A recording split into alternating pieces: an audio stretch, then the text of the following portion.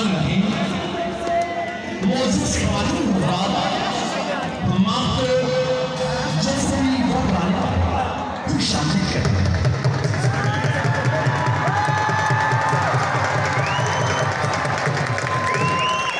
और के बाद पाकिस्तान रेंजर्स के जवानों और BSF इंडिया के जवानों की मुश्तरका परेड मुलाहिज़ा फरमाया।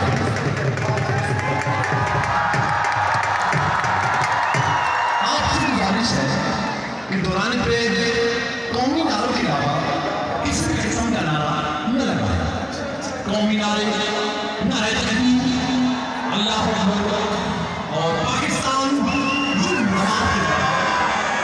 तमाम नारे सख्ती से मौजूद हैं। मोअज़्ज़िज़ ख़वातीन हज़रात परेड के दौरान या परेड के प्रोग्राम का आप अपनी तरफ से किसी भी किस्म का कोई भी नारा नहीं लगाएंगे।